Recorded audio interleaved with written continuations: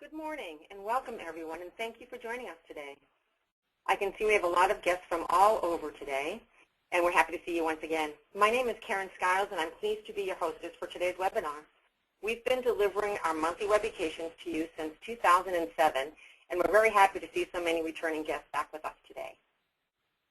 At ITSM Academy, we believe that one of our important roles in the industry is to help organizations get buy-in for their IT service management programs.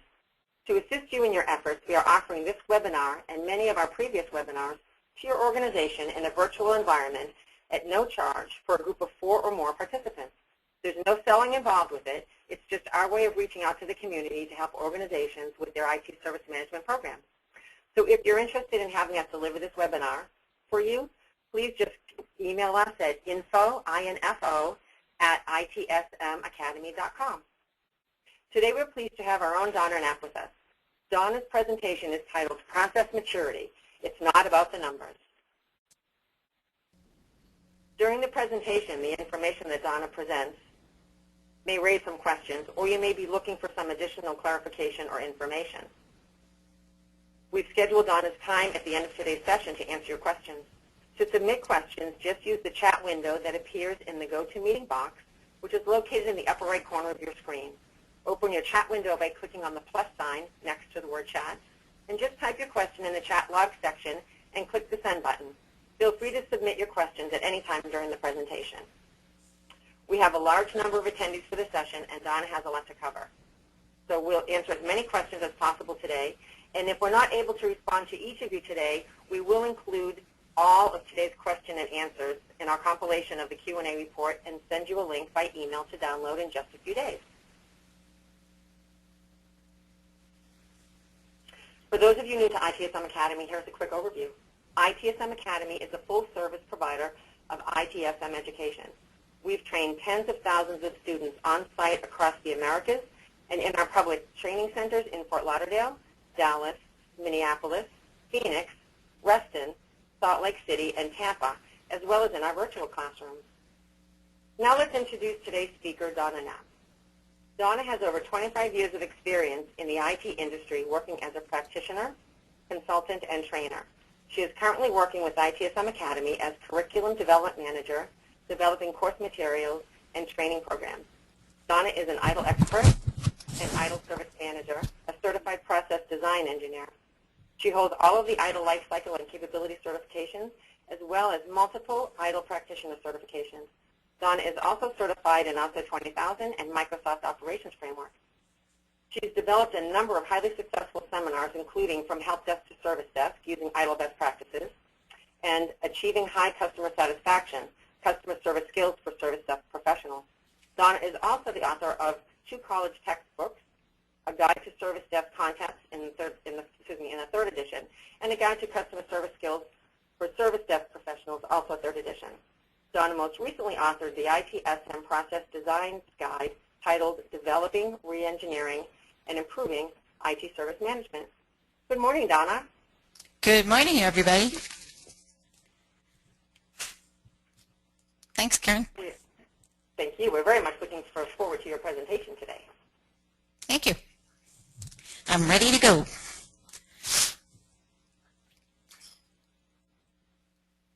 All right. So I want to just spend 1 second talking about the agenda, and part of what I want to do is talk about the genesis for the information that I'm going to share with you today. So we're going to talk about why process maturity is important. We're going to talk briefly about assessing process maturity, although that's not the genesis of this presentation.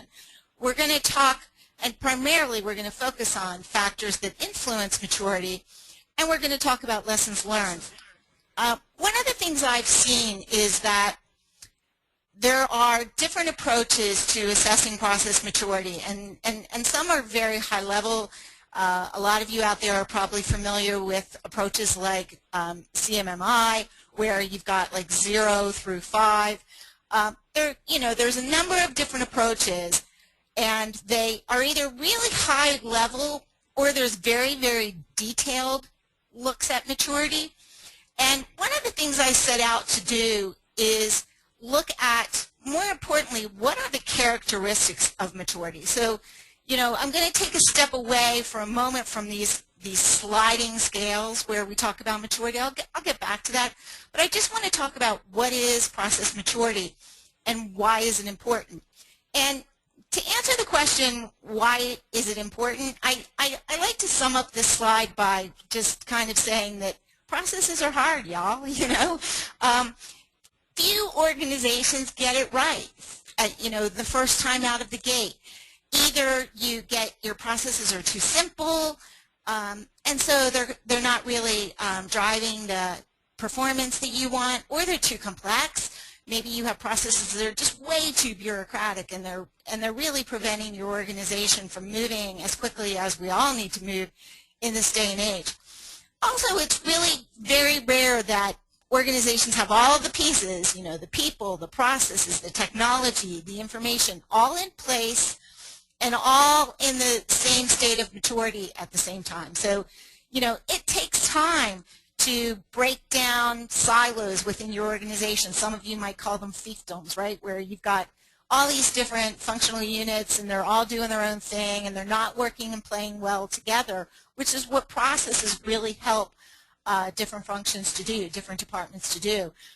Maybe you've got good processes, you've gone through the effort of defining your processes, but your technology is obsolete or your technology doesn't really match your processes. Maybe you've got lots of information, but it's really not information that the business cares about or that management cares about, right? So it's hard to get all of those pieces all together at the same time and at the same state of maturity. And that's really what process improvement is all about, what process design and improvement is all about. It also, one of the things you have to look at is not only the maturity of your processes themselves, but the maturity of your organization's ability. And y'all can chat with me. How many of you all out there are still just kind of having the debate in your organizations about what is a process versus what is a procedure, right? It's very, very, and it's okay if you say, yeah, man, that's us. It's very common that organizations have to just go through that process of understanding what a process is, how to design and improve processes, learning the mechanics of designing and improving processes. If anybody had a chance to be in our webinar last month, that's one of the things our speaker talked about is the process for designing and improving processes. So that speaks to that notion of organizational maturity and just learning to do that. So it's Donna? important because it's hard and because, yes, ma'am? Hey, I'm so sorry to interrupt. Speaking of organizational maturity, I think now would probably be a good time to throw up a couple of those polling questions so we can get a baseline of where our audience is for you. Okay. Do you want me to do that? No, I've got you. Okay. Thank Here you. we go. You're welcome. Sorry about that. We'll just launch in the first one. And if everybody, usually we wait about a minute to receive answers, but just to expedite this, if everyone can just answer really quickly for us so we can share these with Donna.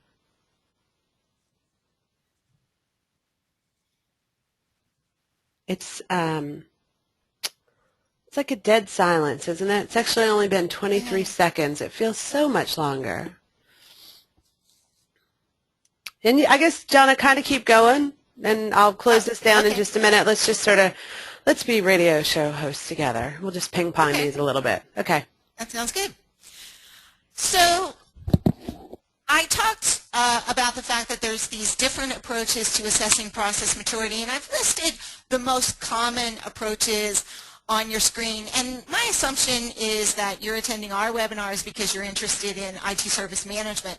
So a lot of you are probably familiar with CMMI, and you might be familiar with CMMI for services. ISO 15504, which is the international standard for process assessment. The ITIL Process Maturity Framework, which is actually described in the ITIL Service Design publication, and you may or may not be familiar with TIPA, Tutor IT Service Management Process Assessment. TIPA, just as an FYI, kind of takes ISO 15504 and the ITIL Process Maturity Framework and marries them together. So it uses that international standard in order to help you set up a reference model for assessing your ITIL processes. So Donna, I'm ready to share with you just the first set of results. Okay. And we are getting feedback that let's not talk about something so important while the polls are up because it's blocking the view for everyone. Okay. So because you're going through the slides and people are like, we need to see the slide, and I agree. I'm sorry I didn't get these launched sooner. That's okay. Process design and improvement efforts. Number one at 36% are handled independently by our process owners. Number two are informal at best. We're just getting started, and that's 24%. Coordinated by our SMO is 23%, driven by benchmarks against standards and best practices is 17%, and interestingly, no one said other, which is a rare event in itself. So I'm going to hide this poll and just throw this second one up. Okay. So let me ask you this, Donna. In your experience, what do you think the answer to this next polling question is going to be? Of the following, which processes do you have in place to support process design and improvement? Problem, service level, knowledge, 7-step, other. What do you think is going to be our number one winner?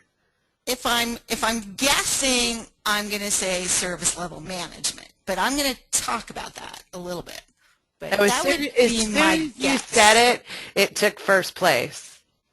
Win, place, or show. See, I don't want to influence anybody's vote. That doesn't make it a right answer. Murray wants to know, how about none? I think that's a very fair point. And I will say that Charles says bits of them, none quite mature. Greg says none. We're actually getting quite a few nones here. Now, Rose says questioning some aspects of each. Lisa, let me mention to the audience, the 7-step improvement process, if you're not familiar with it, is an ITIL process, but it very much mirrors the DMAIC activities of Six Sigma. So if you're a Six Sigma shop and you're doing well with Six Sigma, but you're not really familiar with 7-step, you can give yourself that one. And I am ready to, it's a very good point. You know, I always giggle when you say DMAIC. I am going to close this up and share the results with everyone.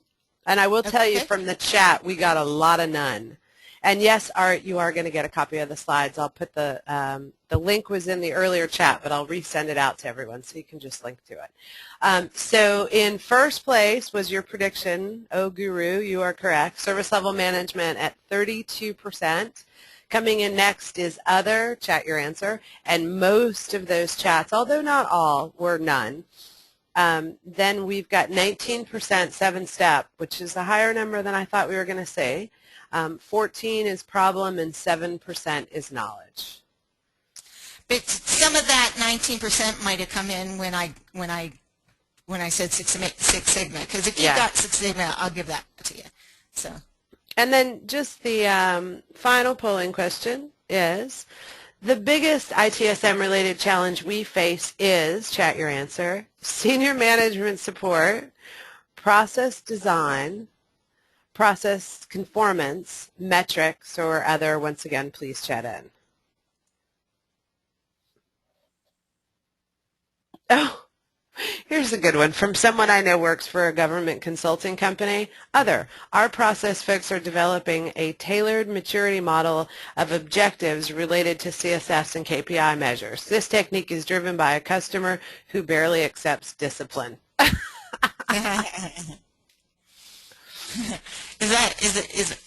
If I'm understanding, is that like do as I say but not as I do? Is exactly. That what I mean? We're going to put all this stuff in place and we won't follow it. And we're getting a lot of interesting others. SACM, no one wants it. Resource constraints, trying to do ITSM while you're doing everything else. Very, very good point, Greg. Very good point. Resource management and process owner vision from Claudia. Compliance and government challenges. Hard balance between doing it and improving it. I love that, Charles. I think I'll be borrowing that from you. Culture punishes non-compliance, so with no process, there's no out of compliance. John, I've got a book for you to read. All right, so let me close these down and share these results.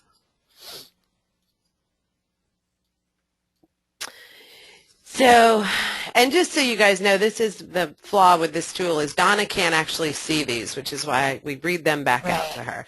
The biggest ITSM related challenge is number one, 41% process conformance.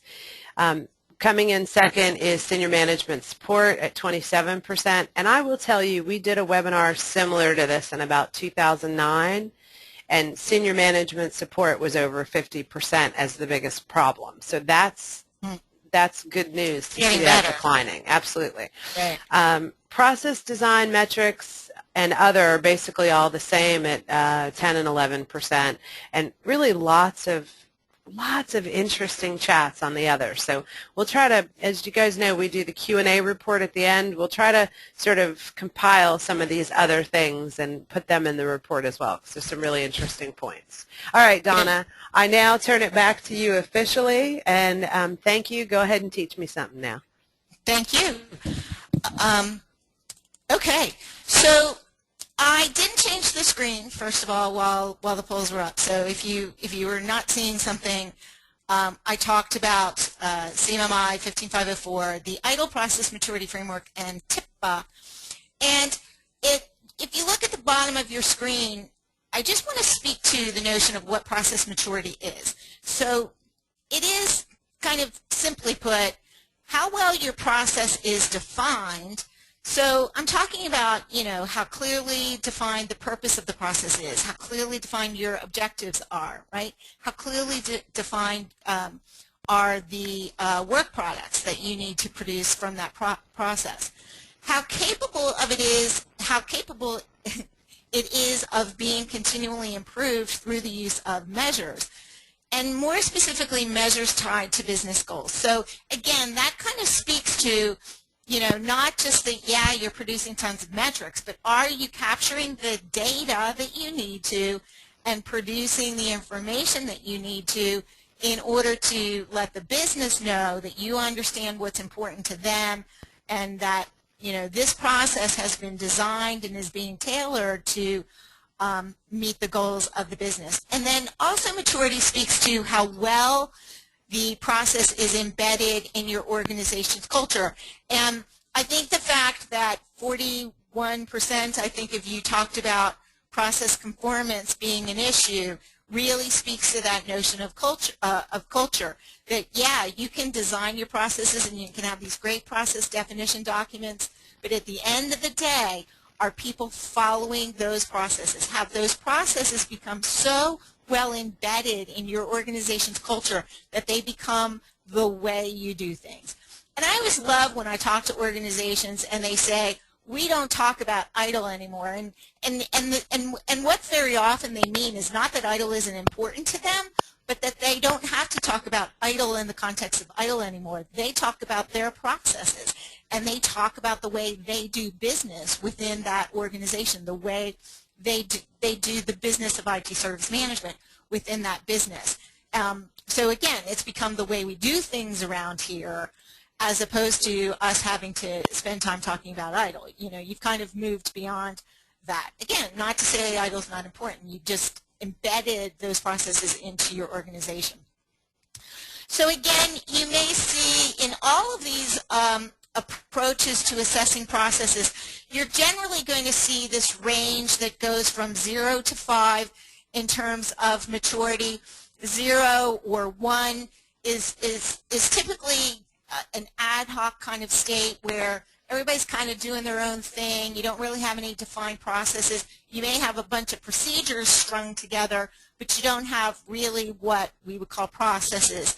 Repeatable, you've started to recognize, all right, this is something where we need to get better. We need to start to be more predictable in our approach to handling this set of activities. We've got to clarify the objectives. We've got to put some targets in place. Here's where service level management starts to become very, very important, because when you're doing service level management right, service level management gives every other process its targets. A lot of times in organizations, when we think of service level management, we think of just availability management, or we think about, what hours does the service desk have to be available. Service level management gives every other process its targets, and every process reports back its achievements to service level management. So it's a really critical process. Defined or level 3 maturity, we've got a documented process in place. We've agreed on our objectives and our targets. For a lot of you, if you can get your process to what's typically referred to as level 3 maturity, you're probably doing pretty good. You've probably made a good culture change, a good culture shift within your organization. You're not completely flying by the seat of your pants anymore. And, you know, for some of your organizations, that may be where you live. For a while. Not every process, and the whole point of talking about maturity, and one of the things I want to focus on, is that the expectation is not that you're someday going to get every single process to this highest level, level 5 maturity. It will cost you a fortune to try to do that. So one of the things we'll talk about more as we go along is understanding when your processes are good enough given the needs of your organization, given the goals of your organization. Or maybe when you've got some processes that are good enough and you need to turn your attention to some other process that's a little bit immature and that needs to kind of rise up and meet your other processes. So this level 4 managed, and here's the big litmus test for level 4, is that you've got well-defined not only processes, but you've got well-defined process interfaces in place. And process interfaces are really that litmus test between level 3 and level 4. I'll give you an example. Whenever somebody tells me, our incident management process is level 4, or our incident management process is level 5, the first thing I say to them is, that's awesome. Tell me about your problem management process. And if they say to me, well, we really don't have problem management in place yet, then my answer is, then you really don't have a level 4 or a level 5 incident management process. Because again, those interfaces is that litmus test. Your incident management process will never be as good as it can possibly be until you get a process like problem management in place, or until you get change management in place that's going to enable you to start predicting incidents. Those processes really enable your incident management process to function more efficiently. They enable your process to be more proactive, right? So that's the litmus test. And then at this level 5, notice the tense here. It is optimizing, which kind of speaks to the fact that you're never done. It's institutionalized. You've made that culture shift. And most importantly, everything that you do is aligned with the needs of your business and the goals of your organization. So an example I always like to use is, you know, change management is one of those processes. It's notoriously bureaucratic in organizations. You know, it's one of those processes, and I always tell people, if your processes are bureaucratic, it's because you made it that way. Because really, ITIL gives you all kinds of guidance on how to make your processes scalable. So if you have, you know, this really somewhat cumbersome and bureaucratic change management process, and what your business is saying is, we need to be more agile, and we need to focus in on moving more quickly and time to market and those types of characteristics, you're clearly out of sync with the goals of your organization. So it would be time for you to kind of take a step back and look at that process and see, what can we do to make that process more agile? What can we do to make that process more scalable, right? So I don't want to spend much more time talking about assessing maturity in these different scales. We will, I promise you, some other day, we will spend a whole entire webinar talking about nothing but that, how to do an assessment. But I want to talk about why you do an assessment. And I want to distinguish between an assessment and an audit. With an audit, you're really looking at conformance to a set of requirements. So you've perhaps got Sarbanes-Oxley requirements. You've maybe got an ISO standard like ISO 20000, and you need to show compliance to that particular standard. So an audit is compliance with a set of requirements. With an assessment, and in particular a maturity assessment, what you're trying to do is, first of all, baseline your strengths and weaknesses. Take a little snapshot of where you are right now. This is great input for any of you in your organizations that do SWOT exercises, strength, weaknesses, opportunities, and threats. This is a great opportunity for you to generate input into that SWOT process or vice versa. You want to identify process improvement opportunities and then set priorities relative to those opportunities. And I'll talk a little bit more coming up about how you, a little tool that you can use to do that. So very basically, doing an assessment involves putting together a team and making sure that you're including all the stakeholders. And in this particular context, I'm talking about all of the stakeholders for the process or perhaps the set of processes that you're looking at assessing. It's very important that you have all the stakeholders engaged because you want to get their feedback. You want to make sure that you understand their requirements. This is really an opportunity for you to build trust with those stakeholders.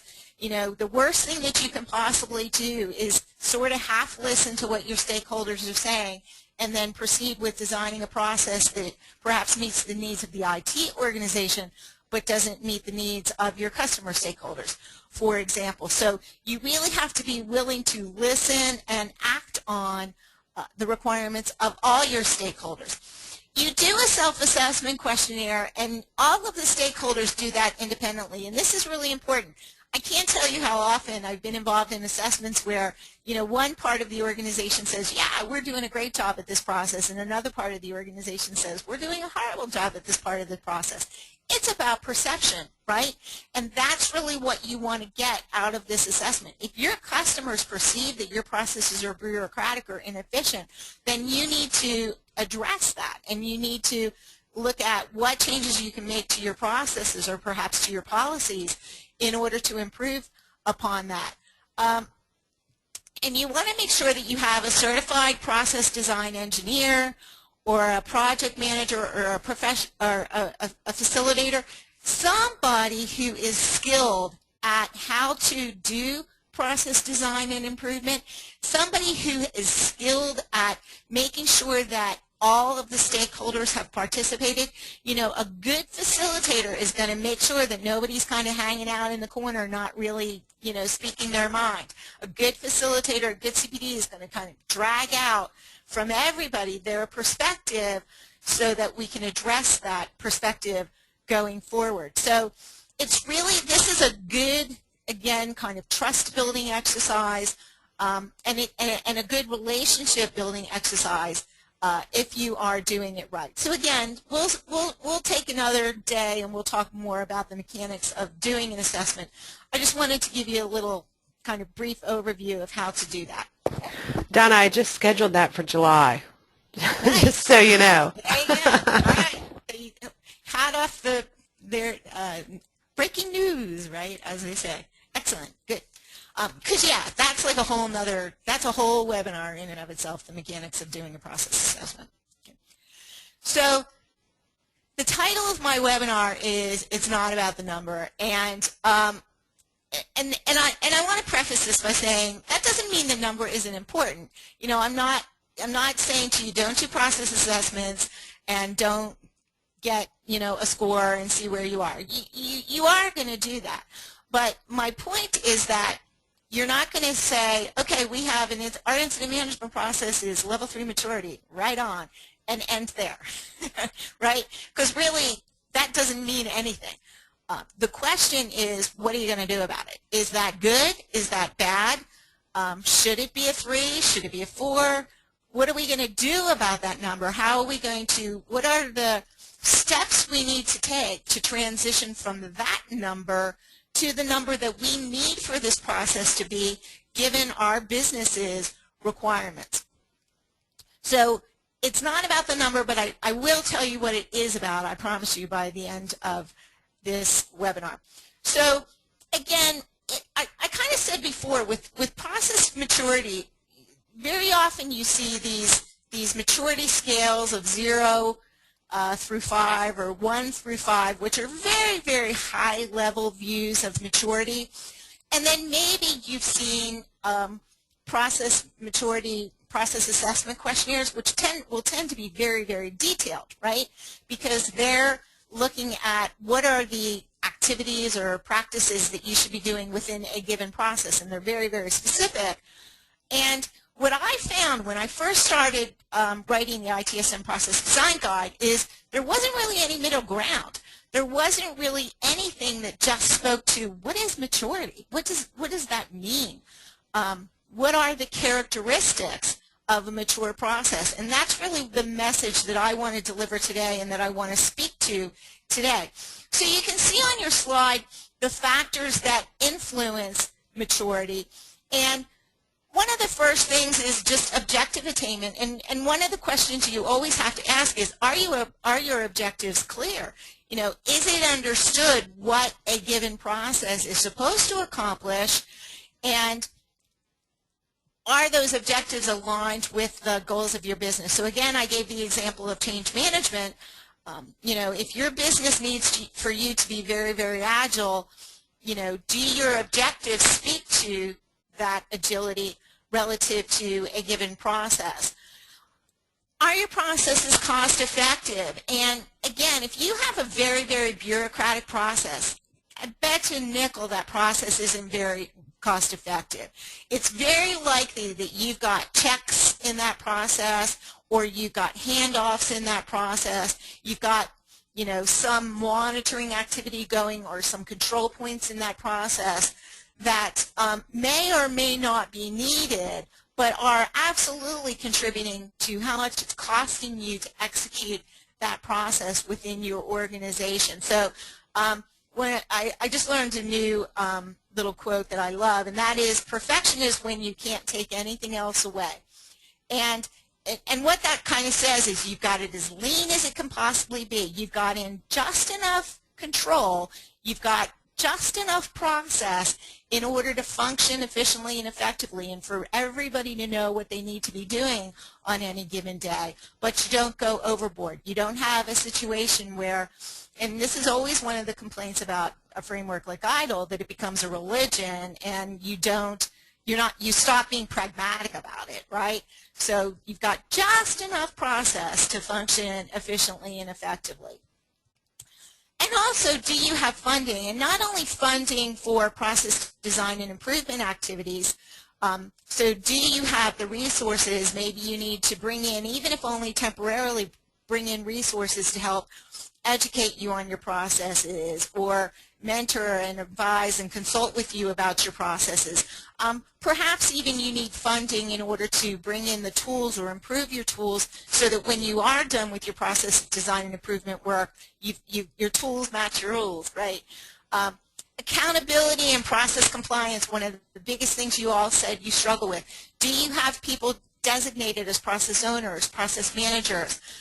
Do you have the mechanisms in place to continually assess your processes, or even if only doing internal audits, doing audits to ensure that you do have that process compliance and you're producing the artifacts that you need to for that process, whether you're trying to show compliance with a standard or not. That procedural compliance, and I'll talk a little bit more about processes and procedures shortly. Lifecycle management really speaks to the fact that you are producing the records that you need to be producing. So are you logging every incident? Are you logging every change? Are you tracking the status of those records as close to real time as possible? So that you really could, you know, I always kind of like to ask this question. If you ran a report right now against, you know, pick a process, availability management, would you get an accurate snapshot of what really is happening in terms of availability? Or would you get a snapshot of what was happening a week ago, right? Because your documentation is out of date, or people haven't gotten around to updating whatever database files they need to update in order for you to truly know real time what's happening in your organization at any given point in time. So lifecycle management speaks to that just ongoing tracking and status reporting type activity.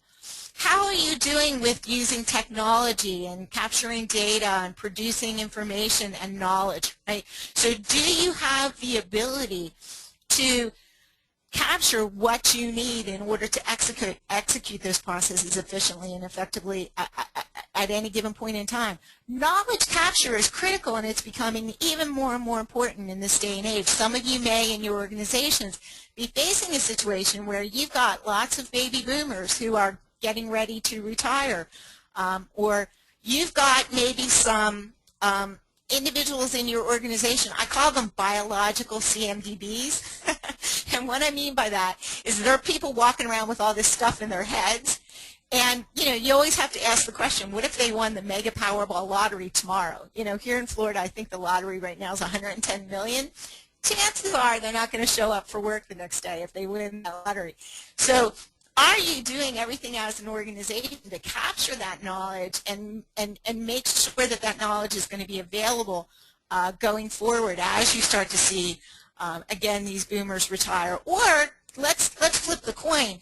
We've got young people in the workforce today that are doing such exciting things. These kids have grown up using, and I call it a kid because I'm over 50, so anybody like under 20 is a kid to me. But the younger people today, they've grown up with technology and they understand. They want to, or they're they tend to use technology in ways I would never think of, and some of what they're doing is really cool and it's really innovative. So are we capturing that knowledge as well? Are we tapping into that innovative spirit of these young folks who are mobile and who are just always kind of tuned in to what's going on with their technology? Here's where we start to talk about interfaces, proactive activities, and predictive activities.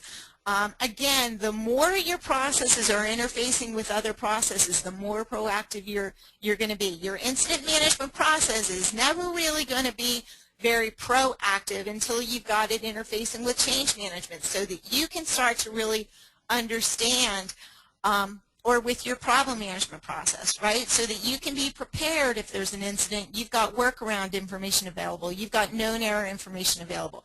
Or again, with change management, you know that there's a big mama change in your pipeline and it's on its way. And it's very, very likely that you're going to see a spike in your incident volume at the service desk when this change goes into production, despite your best efforts. Sometimes calls to the service desk are just like, hey, what's this new system that I have? Despite the fact that you've sent out 20 emails for the past 3 weeks explaining that the new system was on its way, right? So that's just being able to predict that we're going to be getting those types of questions, and hopefully we can use our knowledge management systems to answer some of those questions.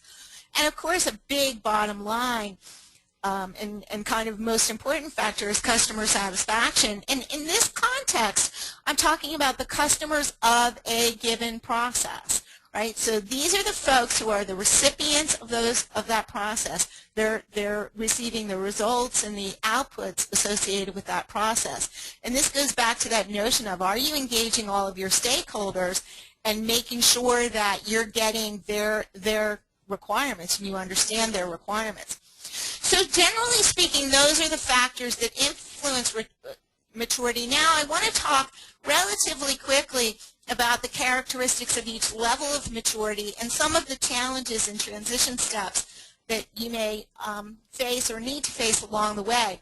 So at level 1, again, this is typically very ad hoc. Typically, you've not really clearly defined what people need to do.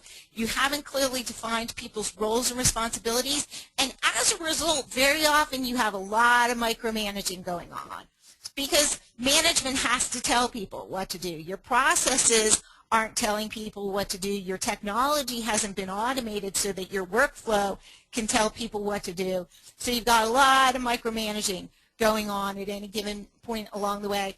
And chances are you're not doing a good job of capturing data because people don't have time to capture data, right?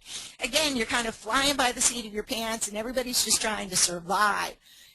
At this stage of maturity, a lot of times it's really difficult because it is such a chaotic environment to get the management commitment and the staff commitment you need just to spend time talking about processes and putting processes in place. And even if you swear that you're going to do your best to make sure your processes are agile as possible, just the word process is going to be perceived as bureaucratic when you're at this level of maturity. People are really going to push back. They're going to resist.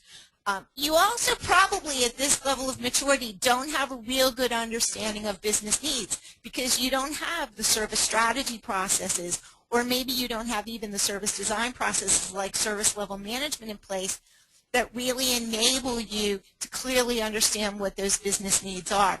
Very often organizations, their first iteration of service level management is the IT organization putting in place SLAs, and those SLAs include targets that were pretty much pulled out of the air. They didn't come through what ITIL views as best practice, which is getting customers' requirements, negotiating and agreeing that you can, in fact, satisfy those requirements, the business agreeing that they're going to put the funding in place that's needed to satisfy those requirements. So if the business is saying they want 100% availability 24 hours a day, 7 days a week, they're willing to fund that, and they understand that they have to fund that if they say that's their requirement. So that's a very different process than, again, what is common practice, which is we're gonna stand up SLAs, and we're maybe not necessarily sure where those SLA targets came from on any given day. So with level 1 maturity, in order to transition from level 1 to level 2, first of all, you just have to get management on board that this is important, that we do need, in fact, to put resources in place, and we need to help people understand how to define and design processes. And I want to take one quick moment here and distinguish between defining a process and designing a process, because it is a very important distinction. With defining a process, visualize a box, right? Just visualize a blank box on a piece of paper. With defining a process, you're saying that, all right, we're going to talk about the business relationship management process. And we want to make sure we're clear on what the triggers are for that process, what the starting point is for that process, what the stopping point is for that particular process. Maybe you start to define some high-level policies associated with that process. In other words, you're defining what the boundaries of this process are. And why you do that and why it's important is because you then have to go forth and identify all the stakeholders associated with those processes. So start out just by defining those boundaries, get all of your stakeholders engaged, and then designing a process is where you're going to start to kind of draw in what's going to happen inside that box, right? How are we going to organize the activities that occur within that box? You also, at level 1 maturity, have to start talking about organizational change management and getting serious about our organizational change management. Now, it has 3 primary characteristics. One is preparing people for the changes to come. The second is equipping them by providing them education, by providing them training. And the third, and really important, is motivating them, getting people excited about process design and improvement, and helping them understand that some of the challenges and some of the pain points that they're feeling today, and chances are if you've got processes at level 1 maturity, people are feeling pain, right? Because you've just got a lot of ad hoc activity going on. Helping people understand that, our goal is to, first and foremost, alleviate those pain points. So at this stage of the maturity, it's important to understand that what you should not be doing is going out and buying technology and letting your technology define your processes for you or design your processes for you. So if a vendor is telling you, hey, buy our tool and you'll get the processes with it, they kind of don't get it. And if you're kind of saying, oh, goody, you kind of don't get it. With all due respect to everybody out there, the tools come before the rules, so you have to do your process work before you go out and start looking at technology. You could end up with the greatest technology in the world, but it may not meet the needs of your organization because it won't support your processes. It's not a good time to implement SLAs because, again, the service level management as a process is not SLAs, right? The SLAs will come later. It's also not a good time to reorganize. In a lot of organizations, they go through this. We're going to do a reorganization in advance of implementing these processes. Well, as a part of process design and improvement, you may find a different organizational structure that would better meet your needs. So not a good time to reorganize. Is a good time to communicate, communicate, communicate. Anybody who's ever had me speak in a webinar before, I always say, when you think you're communicating enough, double your efforts. You can never communicate enough. So at level 2, you're starting to put resources to these activities. You're starting to document your processes. You're starting to be able to distinguish between processes and procedures. And I want to kind of clarify this. Policies, and I'm speaking to the red text down at the bottom, are really intent, yes? And more specifically, senior management's intent relative to a particular process. Simply put, a process decides what to do, and procedures decide how to do it. One of the questions I am most frequently asked is, can we have multiple change management processes, or should we have multiple release and deployment management processes? And the answer always is no. Process is singular. You should have one change management process. You should be able to agree organizationally on what are the key activities within a change management process and what are the metrics that we need to be producing, right? We should be able to agree on the what. And if you can't agree on the what, you're diving down into too much detail. Take it up a level and get to the point where you can agree on what. And know that procedurally, if people are doing things different in different parts of the organization, that's okay. One of the principles of Agile is that you empower people and you enable them to decide how to do things procedurally, but you have to give them that, at the process level, that understanding of what the results are that they need to be producing, what the objectives are, what the results are, how we're going to measure whether or not they're successful. And then at a procedural level, it's okay, right, if procedurally different parts of the organization are doing things. So at this level, you have to have those kinds of conversations. And at this level, you're kind of just sitting there, all right, where are we going to start? Who needs to be involved? Where are we going to find the time to do all this, right? All of those types of questions are really critical at this stage of the game. It's also really important at this stage to understand you can't be all things to all people. So you do have to really look at being pragmatic in your approach to process design and improvement. So transition steps start with requirements. Make sure that you are looking at and taking guidance from a best practice framework. If you look at ITIL, ITIL has done all the work for you in terms of defining your processes. In ITIL 2011, for every single process, the objectives, the activities, the critical success factors, the roles, the responsibilities, all that information is defined for you. And if you are saying that we're going to adopt best practice, mean it.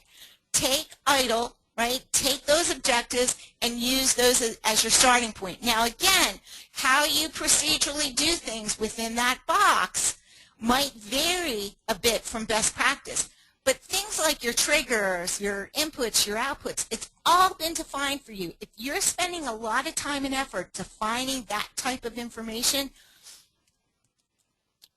don't do that, right? Go to ITIL, and unless you have major angst over how ITIL describes the purpose of a process or its inputs and outputs, just use what ITIL gives you and spend your time and energy talking about and making this design part work, this procedural part work. Benchmarking yourself against perhaps a standard like ISO 20000 or a framework like COBIT, right? The more you draw upon existing frameworks and standards, the easier this is going to be for you. Start with your as-is process. Always take the time to do that. And I want to say this, and I hope you will all write this down if you write nothing else down. One of the things I always encourage organizations to do is to honor the past. You're doing a lot of these processes today already. You might be doing them in an ad hoc way. They might need to be improved, but you're doing, if you're an IT organization, you're managing incidents, you're managing changes, you're doing some things right. So always honor the past and always honor the fact that work has come before, that, somebody's put time and effort into trying to figure out how to do these things, and you want to honor that. You know, if you start to say, oh, we've got to start completely over, you're possibly alienating somebody out there that kind of has a sense of ownership about your existing processes. So you always want to honor the existing processes and speak to the fact that also, let's quote Dr. Deming, we can always do it better, right? Plan, do, check, act, we can always do it better. At this stage of maturity, we also want to be stepping up and really making sure that we've got those organizational change management activities. We're constantly communicating what we're doing, and also that we're baselining any performance metrics that we possibly can.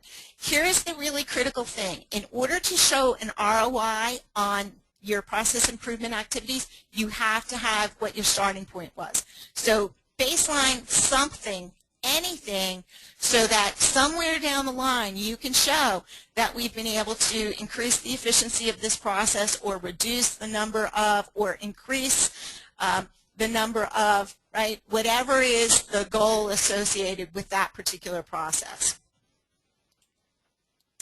So, sorry, my computer wasn't playing nicely with me there. One of the tools I mentioned, I'll give you a little tool that you can use. One of the tools you can use is a process improvement matrix. And simply put, what this matrix does is let you identify what your pain points are. And I've just given you some examples here. Customer dissatisfaction, employee dissatisfaction, maybe we need to reduce costs, right? You understand my point. These are your pain points. And then given those improvement opportunities, let's look at all of our existing processes, or perhaps look at processes we don't have yet in place, but we know that those processes will help us in those areas, and then score them out, right? And determine and do a little evaluation of what processes will best help us, will give us the greatest opportunity to improve in this particular area. And score it out. And anybody who's been ever looking for kind of a logical way to come up with your roadmap, where should we start first? What process should we do first? Where should we allocate our resources? This process improvement matrix is a nifty little tool that will help you do that. And we actually do this, we very often do this matrix in a little workshop called Building Blocks. I think Chantel will talk to you about it in a minute. And so this can be a really little short exercise, but it is a really quick and efficient way to give you that starting point. So with our level 3 maturity, we now have a process, right? We've recognized a process, we've got a designated process owner, we've documented, we're measuring our performance. At this stage of the maturity, you're starting to see good things happen. You're starting to see the benefits. Things are less chaotic, right? You know, you're starting to be able to give management some information that they need in order to, first of all, just get behind these processes and these improvement initiatives and gain their ongoing support. But one of the challenges you do have to resist is getting stuck at this stage of maturity and thinking you're done. The kiss of death is thinking a process is done. And also, you want to avoid process silos, because remember I said a litmus test between 3 and 4 is how your processes interface. It's very common for organizations to get kind of stuck here, so you have a really good incident management process, but it's not talking to anybody else. Or worse, even worse, you have a really good SACM process, Service Asset and Configuration Management process, but it's not talking to any other process. You know, and I'm sure some of you are going through this. So why have Service Asset and Configuration Management if it's not going to enable every other process to function more efficiently and effectively? That's why you do it. Otherwise, it's just a bunch of data, right? And it's really just costing you money at that point. So you have to now start looking outside your process. Up until now, we've been focused internally on our process. Now we have to look at how well is this process aligned with our business plans? Is it, you know, if we have multiple parts of the organization executing a process, are they doing it consistently in those two organizations? how's the integration? How's the integration with our supplier processes? A lot of you are probably struggling with cloud-based computing right now. Cloud-based computing does absolutely change the way organizations do business, and it really requires that you get really serious about things like change management, right? So it might not even be your change management process. It might be your supplier, your cloud provider, and how are they doing with change management, or how are they doing with release and deployment management? Are they giving you a heads up when they're thinking about putting in place a new release that's now going to affect your entire a customer community within your organization? So those are the types of things that we have to think about with level 3 maturity, because now we have to start to, again, turn outside of our organization. We have to start to look at our functions. The service desk, for example, a lot of times we think of them as being very involved in incident management. Well, if the service desk isn't designed in service design activities, if they're not involved in service level management, in putting in place your availability, your capacity management processes, those processes are never going to be as effective. Same thing with your technical and application management teams. If they're not involved earlier in the life cycle in the design and improvement of your processes are never going to be effective as they possibly can be. You also have to make sure that you look at your reporting. And somebody kind of said compliance is, I forget what the quote was, but it made me think, ooh, negativity going on. You've got to have a positive tone with reporting and always be looking at where are those opportunities for improvement, and again, where can we start to align our process and our tools. So with level 4, it's about the interfaces, and it's about making sure that we have business-focused metrics in place. It's about listening to our customers and really getting serious about taking action on complaints and understanding that it's hard. You know, there's very much a temptation to think we're done, but we've got to focus on process improvement and view it as real work and understand that we've got to do ongoing communication and education and training. It's awesome if you kind of took everybody in your organization through maybe some ITIL awareness or some ITIL foundation training, but are your process owners and process managers going on to advanced training? What about the new people who come into your organization? Are they getting the education and training that everybody else did?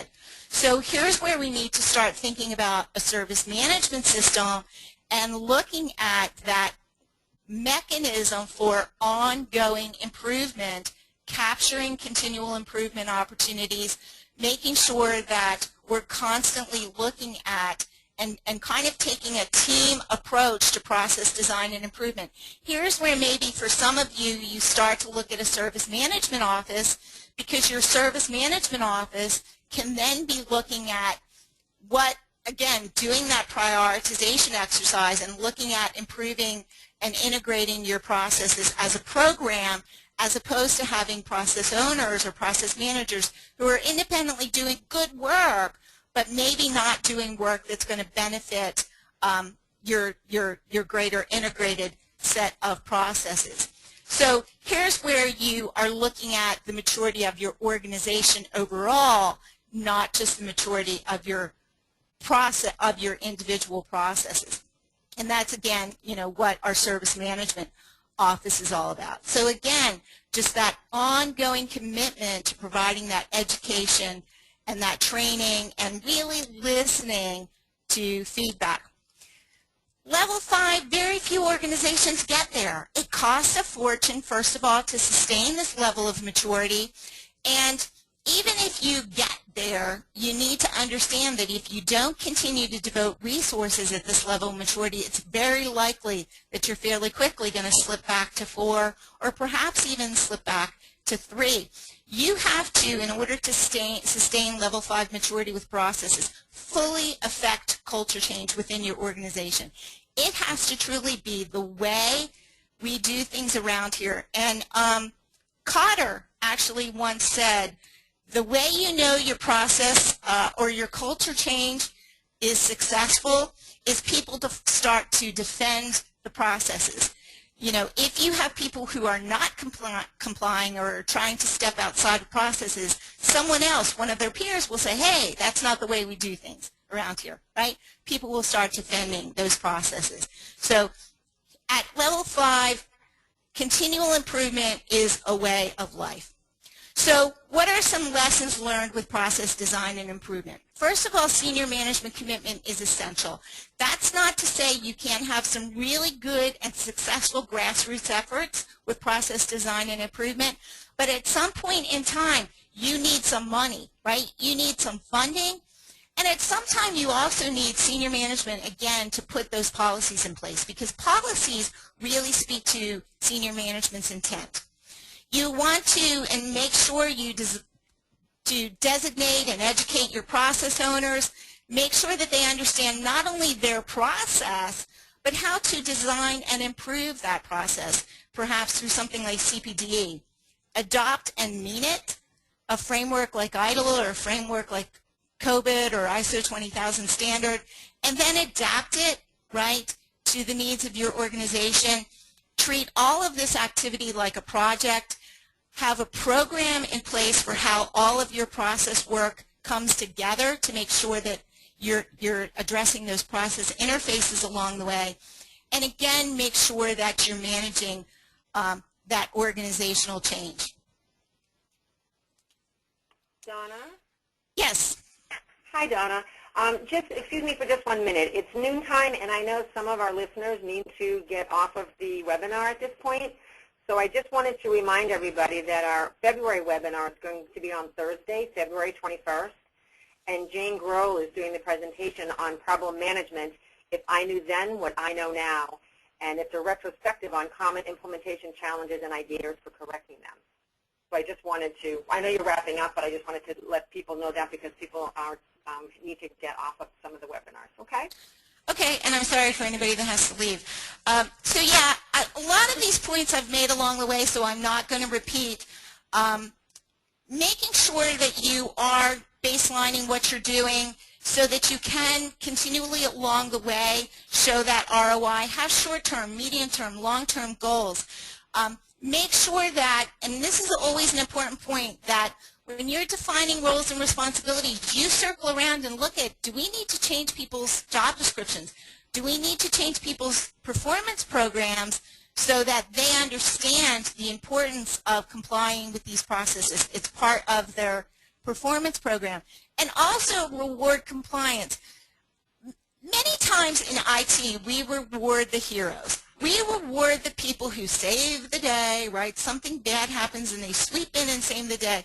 Well, we also know that many times those heroes caused whatever happened to begin with because they're maybe cowboys and they're a little bit operating outside the law. So don't reward people for saving the day when they possibly caused whatever the crisis is that they had to save us from. Reward compliance, reward the people and acknowledge the people who are following the processes, not the people who are, right, saving the day. Also, make sure you reward the people who are following the process even when it's difficult and making recommendations on how to improve the process. I always tell people, if your processes aren't working, the answer isn't don't follow the process. The answer is fix the process, right? So reward the people who are complaining and reward and acknowledge the people who are saying, hey, this is painful. You've got to find a better way to do this. Really listen to those complaints and act on those complaints, and also be willing to innovate. Be willing to take calculated risks. If you've got a process that's very bureaucratic, you really have to look at, do we need all these controls? Do we need all of these handouts? Maybe strip it down to the minimum critical activities for that process. Here's where ISO 20000 really comes into play. What ISO 20000, the international standard for IT service management, gives you is the minimum critical activities associated with processes. So strip it down and take some calculated risk. I'm not saying take risks that aren't going to endanger your organization, but maybe be willing to have a little bit more agile process and then monitor it. And, you know, if you find that things start to get a little out of control, then slowly reintroduce controls. But sometimes we swing from completely ad hoc to completely bureaucratic, and what we need to really land on is something in the middle. So be pragmatic about it, right? Have just enough process in order for you to function efficiently and effectively. And that's really where I'll end it. I said I would tell you what, in my opinion, it is about. It's not about the number. It's about having just enough process. It's about having a process that's delivering the value that's required by your customers, but at an acceptable cost. That's where you really achieve true efficiency for your organization. Have just enough process to meet the goals of your business. So thank you very much, and I'm going to turn it over, I think, to Chantel. Hey, Donna, it's Karen. Actually, I'm going to take it for a minute. Okay. And while and thank you. That was a great presentation. We've got lots of feedback for you. And while we regroup the Q&A, I'd like to introduce Chantel Smith. And Chantel is our Senior Practice Manager to tell you a little bit about our Certified Process Design Engineer course and a special offer that we're running for this month's webinar attendees. Hello, Chantel.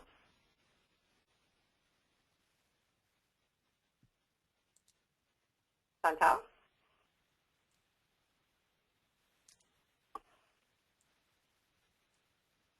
Hello, Karen. Can you hear me? I can hear you. How are you? Excellent. I'm good. I'm good. And Donna, what a great job. I'm very much looking forward to the July webinar now because I would really like to hear more about assessments. I think that's great. I've been asked to introduce you to an exclusive promotion that we are offering for our January webinar attendees. For those of you who might be interested in learning more or becoming a certified process design engineer yourself, we are offering a special value on our upcoming February 4th through 8th class in our Dallas training facility. For our webinar attendees, we are offering a BOGO. You know, pay for one learner and get a second learner at no charge. You simply go to our website at www.itsmacademy.com and sign up for the class. Enter the promo code WebCPDE, and you will get a message stating that we will email you shortly for the second learner name. Again, that code is WebCPDE. This 5-day certification course teaches how to re-engineer or engineer quality-lasting ITSM processes. Class provides hands-on opportunities to analyze, design, measure, and integrate service management processes. If you are interested in learning more or becoming a certified process design engineer, we would love to see you in Dallas. Again, that web code is WebCPDE. Donna also mentioned that we do have a hands-on workshop called the Building Blocks of IT Service Management Process Design. This 4-hour workshop can be delivered on-site to your team. If you are interested in learning more about that workshop, could you just shoot an email out to info@itsmacademy.com and we'll get back with you. Thank you, Karen, and thank you, Donna, and back to you. Thank you, Chantel. Thank you, Chantel. Well, we do have a lot of questions for you, Donna. Okay. And a lot of feedback. You know, I've got a lot of, Glenn says, excellent job as usual, Donna. Thank you so much. You know, Ben is saying thank you. Rose is saying excellent job. Another awesome session. So you've got a lot of kudos, and it was a great session. Thanks, so everybody. you ready for some? Yeah. So Yep, bring it on. I'm ready. I think you're getting them all jazzed up here, Donna. This is always the scary part for me, but I'm ready. Okay. Tom is asking, do people not conform due to a lack of management support? Wow, that's a great question. Certainly people don't conform due to a lack of management willingness to require compliance, and maybe I'm just restating what you're trying to say. So if that's what you were trying to say, I absolutely would agree with you on that. Again, I think sometimes management has a tendency to reward the heroes or reward the people who are getting it done. And I always say get her done with quality, right? I believe get her done, but you can't get her done by breaking the rules. And so, yeah, management has to be, and here's where senior management commitment has to set the tone in terms of the policies that they put in place, but then management, line management, must require that people follow the process and comply with the process. And again, if the process isn't working, then work with a process owner to fix the process, as opposed to just not following it. And so that's part two that I would say. Sometimes people don't follow a process just because it is a bad process and nobody's listening. Maybe they've been complaining, or maybe they've made suggestions and they've described the pain that they're experiencing as a result of this process, but the process owner isn't doing anything about it. So it's really the process owner's responsibility to get out there and listen and understand, why aren't people complying and what can I do?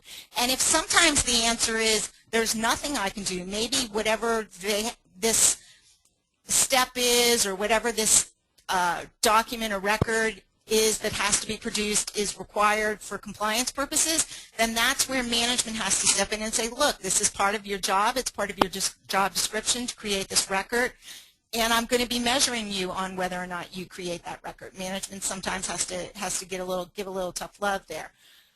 So that's the two reasons I would say. Nobody's listening, and taking action and to alleviate pain points, and management may be not willing to give that tough love.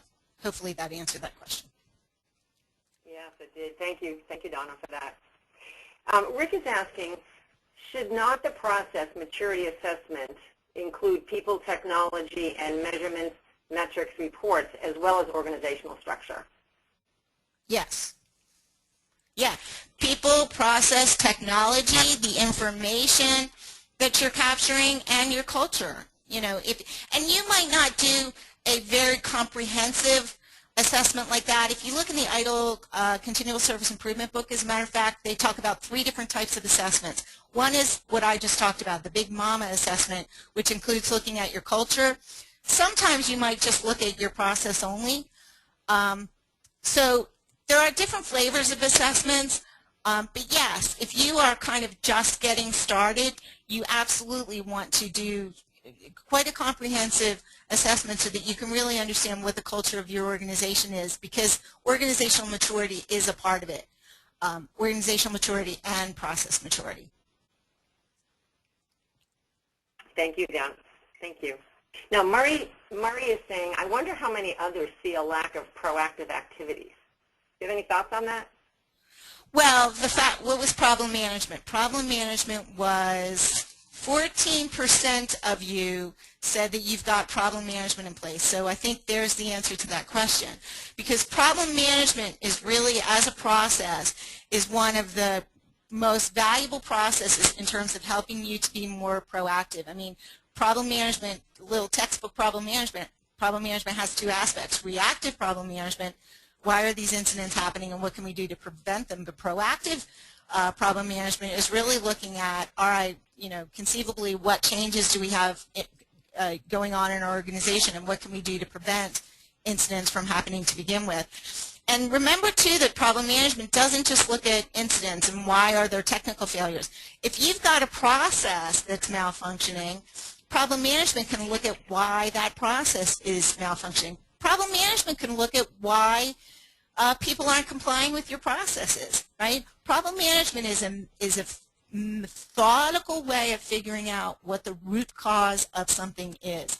So the fact that I agree with that there's not more proactive activity, and I really think this is where we have to, as an industry, kind of, in some organizations, it's almost like we're still back in ITIL version 2, where the focus is on incident management and change management and service asset and configuration management, which are important processes. I'm not saying they aren't important, but at some point, you have to start looking at the earlier parts of the life cycle. You have to start looking at service strategy. You have to start looking at service design. If you truly want to ensure that everything you're doing is aligned with the needs of your business, you have to be talking about service strategy. You have to be talking about processes like business relationship management and service portfolio management, right? Those earlier in the life cycle processes, which are also more proactive, right?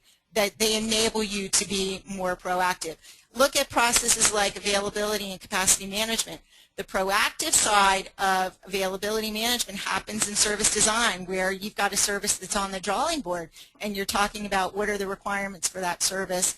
And then you've got the reactive side of it, which is once it's in production, reporting on the 99.999% availability. So I think that need to be proactive just, again, speaks to the fact that we've got to learn to look at those earlier in the life cycle processes. And I'll say one more thing about this.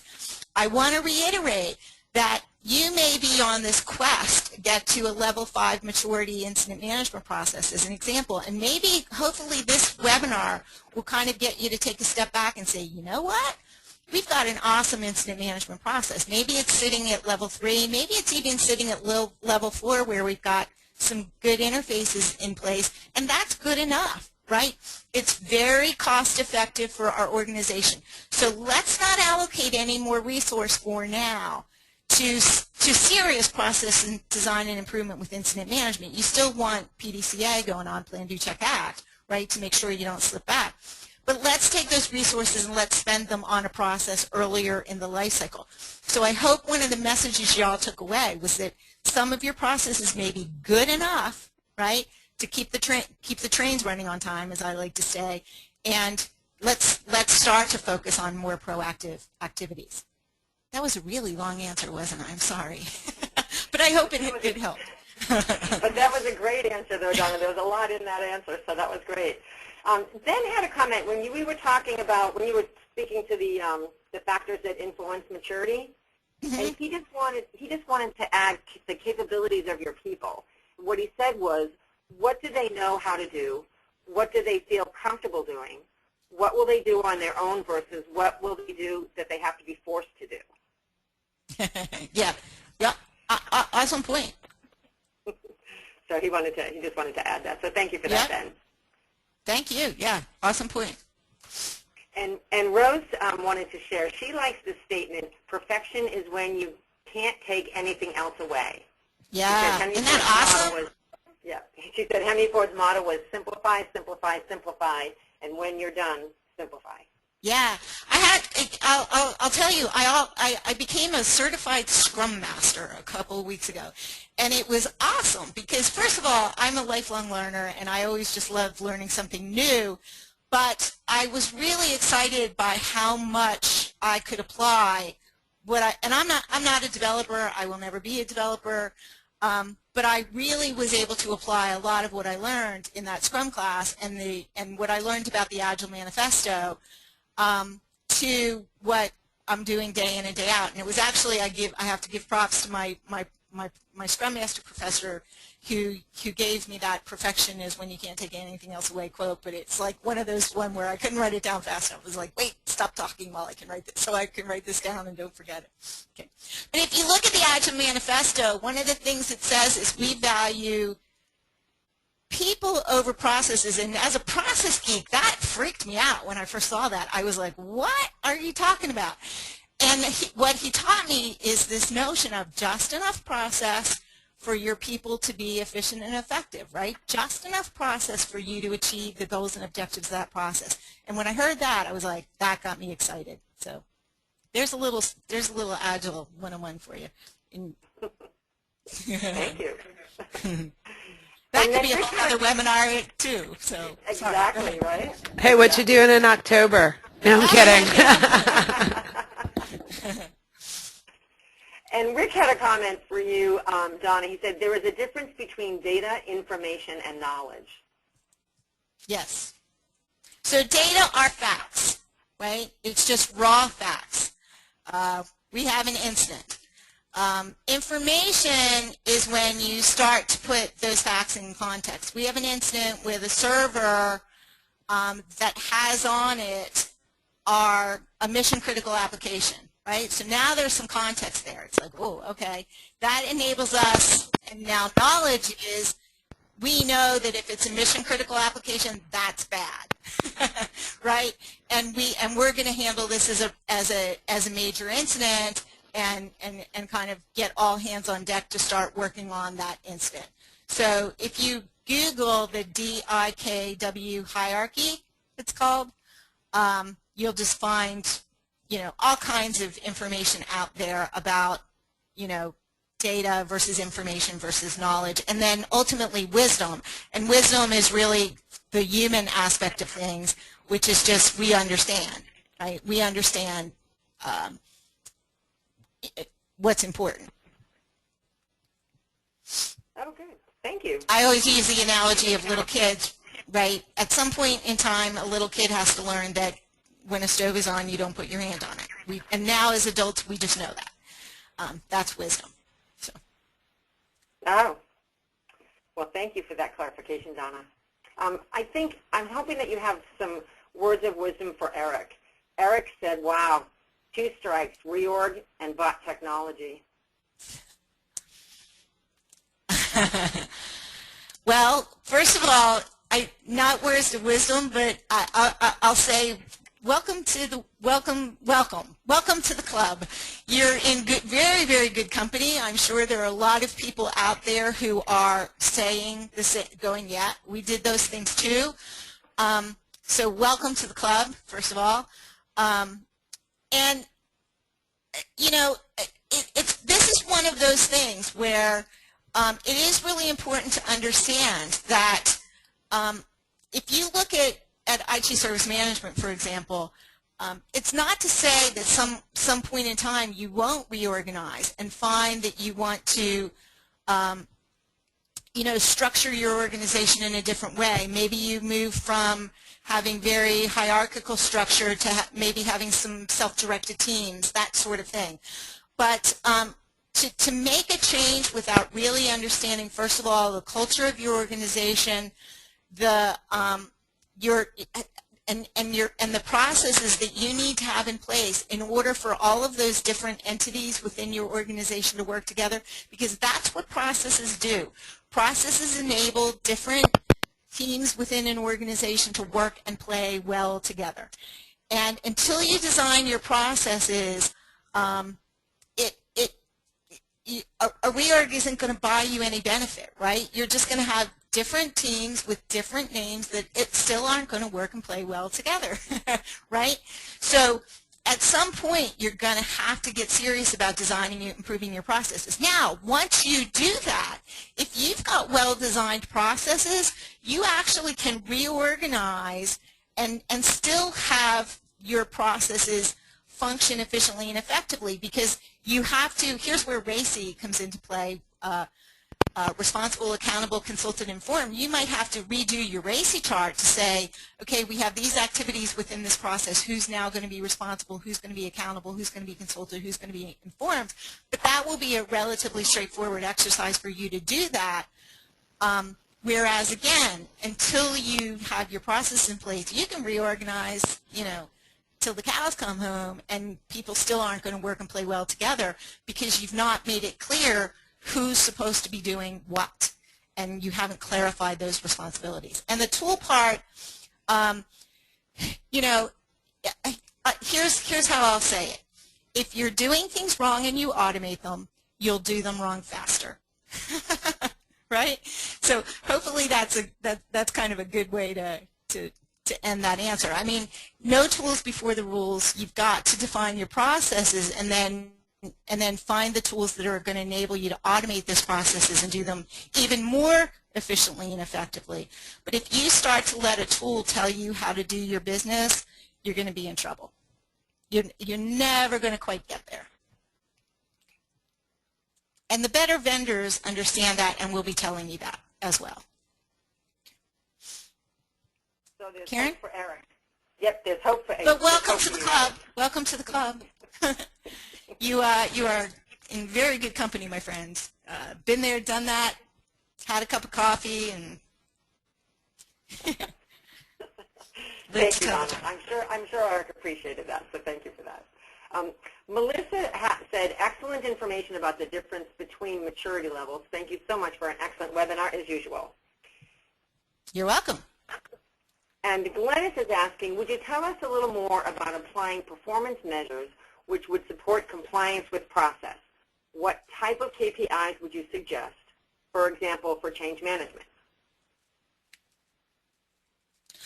Well, what you have to look at is what are, and here's kind of the way I always approach everything. I always go to ISO 20000. I'm a little bit of an ISO 20000 bigot, but what are the minimum critical activities associated with that process? And the beauty of a standard is a standard will tell you what you shall do. So what ISO 20000 would tell you, for example, is that you shall record all changes. So you now know that you need to find, in order to demonstrate compliance with a process, you have to have a record of every single change that's made.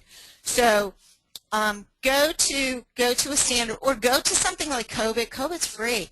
COBIT will help you with the controls as well, so that you understand, again, what are those records, what are those documents, what are those minimum critical activities that you need to be producing. And in terms of compliance, what you're looking for is evidence, right? You're looking for the records being produced or the documents being produced. And compliance can also come into play with things like service level management. Remember I said service level management gives every other process its targets, and every process reports back its achievements. So are you in compliance with whatever are the requirements that are specified in your SLAs for that particular process? I hope that helped. So, you know, the KPI would be something like, you know, increase the availability of all required records and documents associated with this process, or something like that. I can never do KPIs on the fly off the top of my head, but I will answer that question. I'll give you some more specific KPIs in the post-class Q&A. Oh, but great. It will have to do with records and documents, I assure you. Oh, great. Perfect. Thank you, Donna. And Donna, I'm just going to interrupt for 1 second to say that Bill just said, that's so funny because I resisted ISO 20K for so long, and then I found out you have that one-day bridge class, and it gives me all my shoulds and all my shalls and how that changed my world. I thought that was a great comment. Yeah, right. Yeah, and here's the thing. Here's what I always tell people about ISO 20000. I always say use ISO 20000 as a tiebreaker, because it does give you the shalls. And for those of you who don't know, a shall is like a must. You must do this. It's not optional. So if you have one part of your organization that's saying, you know, we need to record every single change, and another part is saying, that's crazy talk, we can't possibly record every single change, what does ISO 20000 say? And if ISO 20000 says you shall record all changes, then there's your answer. The tie is broken.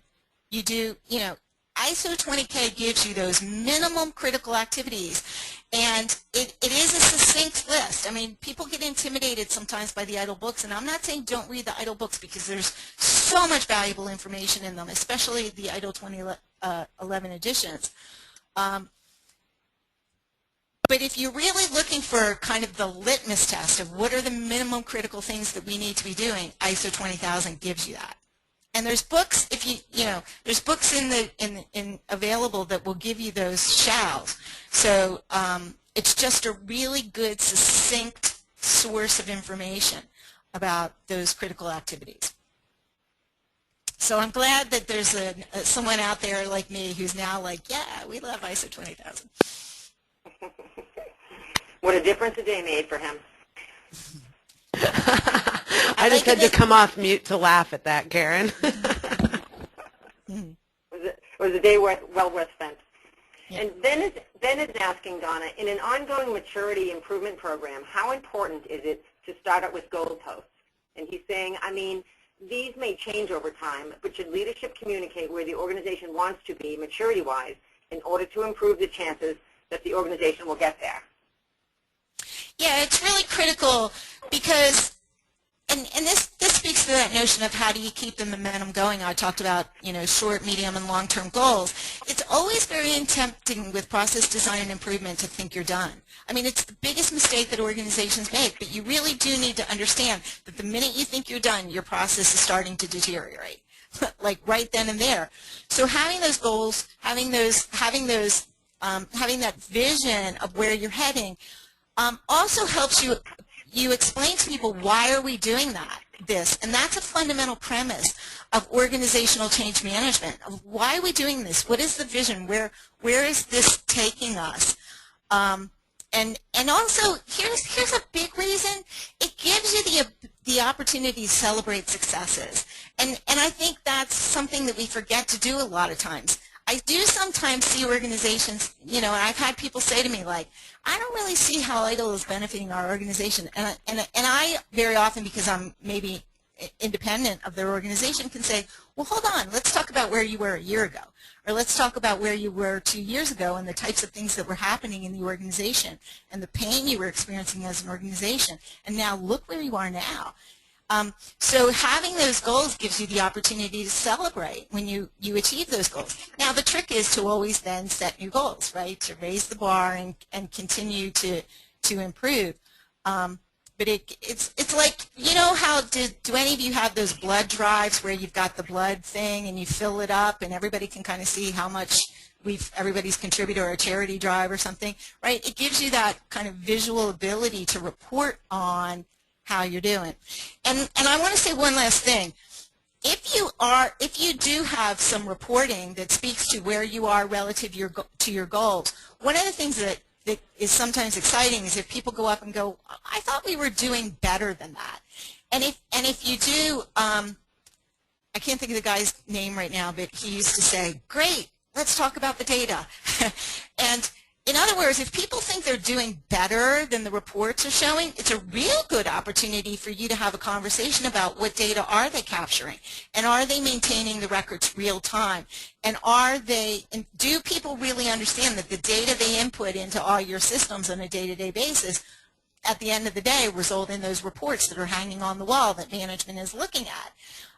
So again, if the reports don't accurately show what people think they should be showing, let's talk about the data, and let's talk about the information we're producing, and let's fix that. It's a great opportunity to help people understand why capturing data real time and capturing accurate data is so important. So it's critical. It's critical. Goalposts are critical. Right. But don't have them be like meaningless, things on the wall that nobody really looks at. They have to be, you want to make sure that they are in fact driving behavior within your organization, and that's where, again, senior management commitment becomes really critical. Okay, I'll stop now. No, thank you, Donna. It's like 12:32. We've still got more than 80 people still on, Donna. People are very interested in this. I know, it's amazing. And I've got 2 more questions that I'm going to pose to you about sustainability. So, and then we'll wrap up the webinar. But John has a question. He's saying design and improve hasn't really been the problem. The problem that they have is sustainability, which leads to continual recapture, redesign, re-improvement. Do you have any tips for him on that? Well, I guess I would say 2 things. Number one, is your process okay, right? Plan, do, check, act, right? Simply says the check part is, and Deming actually, later in his life, Deming kind of said, I wish I hadn't made it plan, do, check, act. If Michael Cardinal was out there, he could probably, he said, I wish it would have been plan, do, analyze, act, or investigate, act, something like that. Because he said, check made it so the people went, check, okay, good enough, and didn't really look at and try to understand, should we in fact take action, right? Michael is indeed. Sorry, Donna. Michael is indeed out there, and it's study. Study. Thank you, Mike. Yes. Thank you, Mike. I knew you would know. Plan, do, study, act. Right. So, is it good enough? Right. Or do we in fact need to take action? So that's kind of what I would encourage you to do: is plan, do, study, act. Is it good enough? Because maybe it is good enough. And if so, then you just acknowledge that. You report on that you did in fact go assess this process. It's good and it's meeting the objectives that we need it to meet at this time in the organization. and we'll circle back around to it 6 months from now or a year from now and make sure that it is continuing to meet the organization's needs, because business requirements are changing all the time, and allocate your resources somewhere else. The other thing I have to say is that, oh my God, this is going to take way too long. Understand that at some point in time, if you have truly interfacing processes, your one process is going to start to mess with another process's metrics. So for example, if you have a good problem management process, at some point it's going to affect your incident management process metrics. So for example, if you have a high first contact resolution at the service desk, chances are they're solving like really easy incidents. And if problem management comes in and eliminates some of those recurring incidents, you're actually going to see the first contact resolution of your service desk go down, which some people are going to perceive as a really bad thing. And what you have to do is set expectations within the organization that that's not a bad thing. That's actually a good thing, because it means problem management is doing its job. But that's easier said than, some of you all are out there nodding your heads right now, I'm sure, because it's easier said than done, because management always has a tendency to see something that used to be going up that is now going down as bad. So here's where the process owners have to get really, really good at understanding what is the downstream effect of interfacing one process with another process, and what's it going to do to those process metrics. And here's where you might need to circle back around to service level management and make sure that your targets are actually still realistic given the maturity of your processes. Because again, the more your processes are interfacing, the more one process is, the more it's going to start to influence your metrics. That's a good watch out. I could have talked about that for another 15 minutes, but I won't. But hopefully, whoever asked that question, if that didn't make sense to you, circle back around to me. What you doing next January? I actually, Fusion, like, I don't know, 3 or 4 years ago, that was actually my topic at Fusion. It was called Understanding the Metrics Lifecycle. It's probably, the deck is probably on our website. If you go to our old webinars, you might actually find where I gave that presentation years ago. Understanding the Metrics Lifecycle, it would be called. We'll put it in the post class if it's still out there on our web. We'll put it on our website even if it's not out there now, and make that presentation available to you. Perfect, perfect. And here's my last question for the day, Donna, and this is from Glenn. And Glenn is saying, do you know of any organizations that have progressed to and have been able to maintain or remain at level 5 maturity? And if so, do these organizations exist in specific industries? And there's actually a little bit more. Let me just kind of read the whole thing for you, and then maybe we'll take it piece by piece. So, and then if it is not considered as confidential, can you name? We won't name, but we could tell areas of where these organizations are if you do know of any of them. I'm going to answer the question this way. I have never heard of an organization if you look at all of the IT service management processes, right? So ITIL has, 26 processes. I've never heard of an organization that has achieved level 5 maturity on all of those processes. And if they have, I assure you it costs them a fortune to do that. I mean, it's very, very costly. The organizations that are the industry that I would say is where you will see the most organizations who have high performing processes are going to be things like managed service providers, so like your cloud providers, and they have to be, right? It's a competitive advantage for their organization. Real dollars are lost every single time they have an outage. You're gonna see it in organizations like the and I can't say I have some inside knowledge, but the Amazons of the world, and those organizations where a home shopping network, right, where millions and millions and millions of dollars are lost every second when their services aren't up and running. You would see very high performing organizations in those types of industries. So anywhere where there's a need for high performance you'll tend to see, much more mature processes.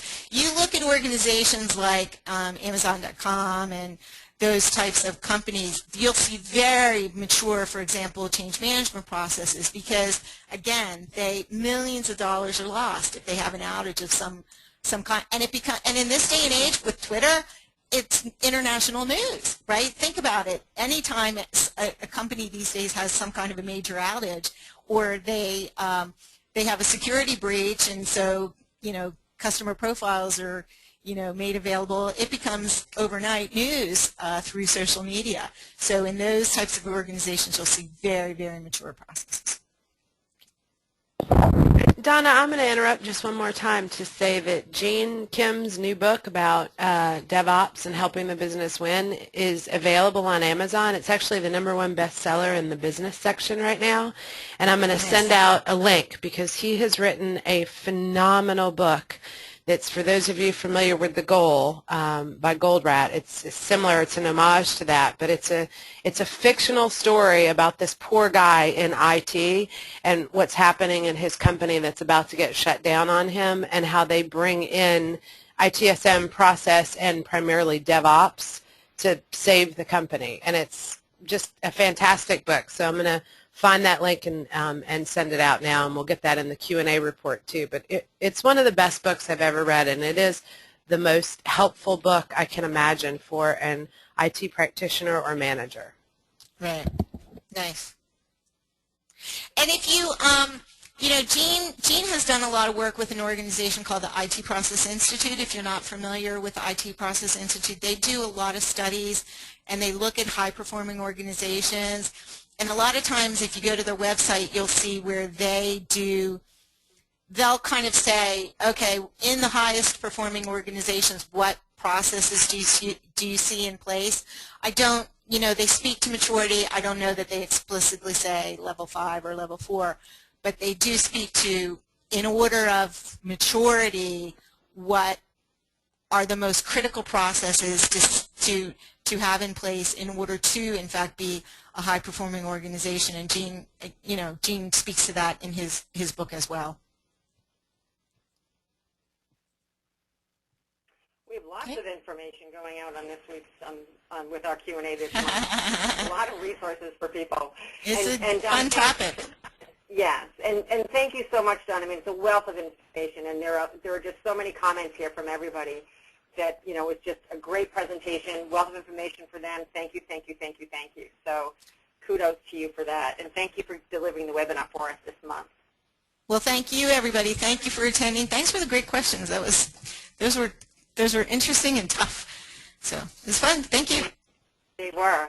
And I just wanted to remind everybody that our next webinar is Thursday, February 21st, and Jane Grohl is going to present If I Knew Then What I Know Now, Problem Management, a retrospective on common implementation challenges and ideas for correcting them. So we hope you join us then. And I know that most of you have requested pre-registration for the next webinar, and if so, you'll receive a confirmation by email. And for those of you that haven't requested pre-registration, we'll send you an invitation for the next webinar. And as you log out, if you could just please take a minute to complete the post-webinar survey. Your feedback is very important to us, and we are always in our continual improvement mode here as well. So thank you all again for joining us, and have a wonderful day. Thanks, Donna. everybody. Thank you. Bye. Bye. Thanks, Donna. It was great. Thank you.